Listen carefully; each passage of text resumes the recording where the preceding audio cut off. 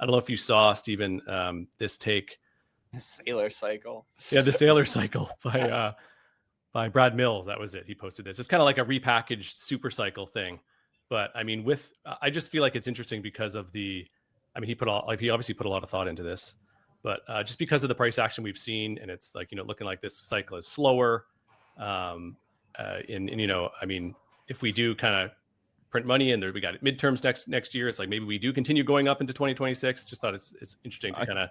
I think too, didn't this come out of Saylor had a recent interview where someone asked him about the cycles and he said, yeah, we're past that. So I don't know if this is where that stemmed from, but I did know. I heard that recently on an interview with Saylor.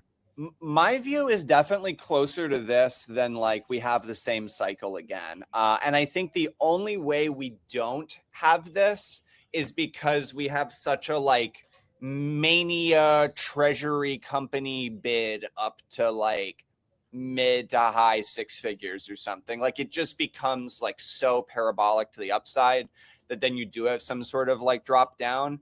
But I'm very sympathetic to this view that like the market structure has changed and the view on Bitcoin has changed. And I like the simplest way I'll make this point is that when you look at those 80% drops or 70% drops, you're looking at a period of time where people became fundamentally skeptical on Bitcoin.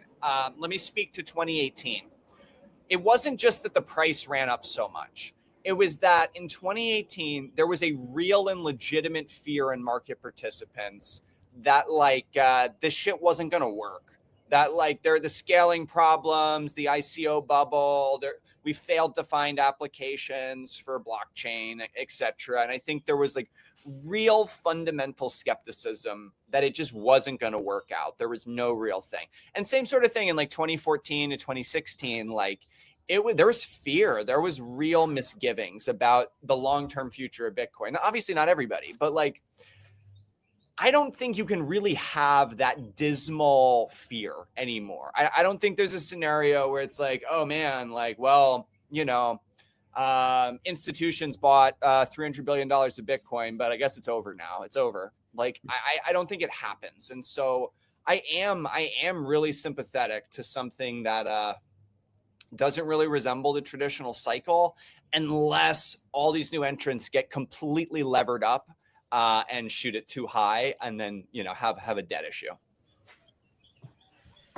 Yeah, and I think it's important to mention, like, there are still some decent sized drawdowns, even in a chart depicted like that. And the human psychology and macroeconomics, there are still cycles that'll play out and impact Bitcoin price, in my opinion. But I don't think we can see the same 4 years play out every single time going forward. Like, that's going to change. And yeah, to Stephen's point, I think everything we're kind of seeing today shows that. But then again, there's still drawdowns. You still, that's going to be a natural part of this growing asset. Yeah, it's more a stab at the 4 year cycle as we know it. And he even pulled up the kind of the S&P before and after kind of the quantitative easing era as like the 2008 financial crisis, and then the stair step pattern up after that.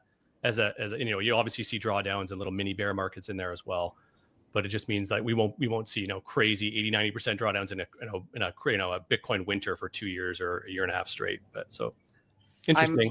I'm sympathetic to it, and I know people kind of say this every time, but it didn't work for those guys, but maybe it'll work for me because yeah, and I mean at the same time, it's like history rhymes until it doesn't. So it's like, obviously, you got to take this with a grain of salt. We could easily still have another crazy bear market and 80% drawdown again.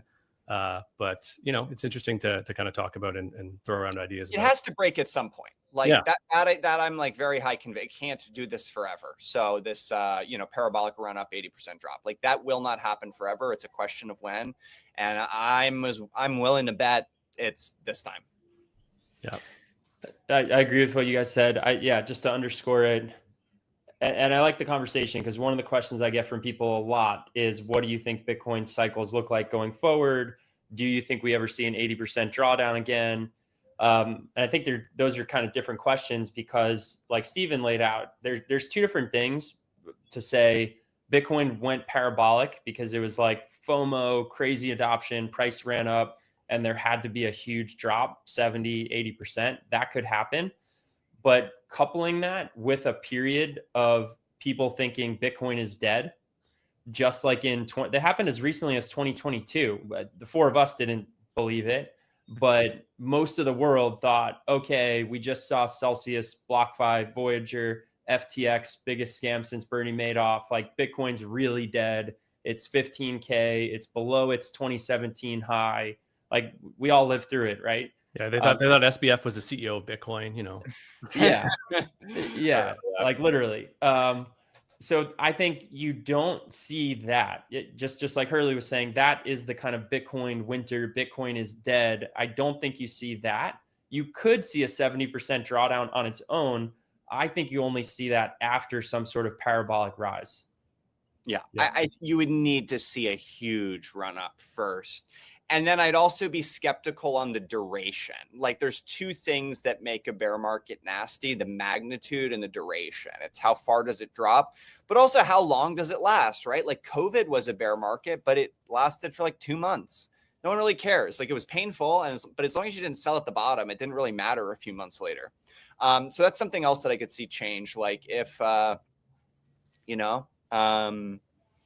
it's just less duration. It's shorter lived. And like, the big question mark is just like, what happens with treasury companies, right? Like how levered do they get? How much of a bid do they build? And how much are they able to sustain that bid when eventually the market isn't just going up and the appetite for capital to fund these things go down? I'm obviously a little bit of a believer, and I think these things last and have staying power, but I think that'll be the biggest variable here. Unless we see SBR or something like that. Want to shout out BTC in DC. This should be a really fantastic event. If you care about Bitcoin policy and adoption in the US, you should really go to this event. It's going to be a mix of Bitcoiners, lawmakers, thought leaders. Terrence Yang, if you're listening, you love the term thought leaders. Right in the heart of Washington, the great capital of the United States.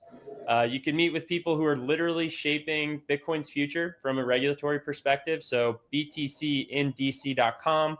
Use the promo code SWAN for 10% off your ticket. Swan is a sponsor of this event.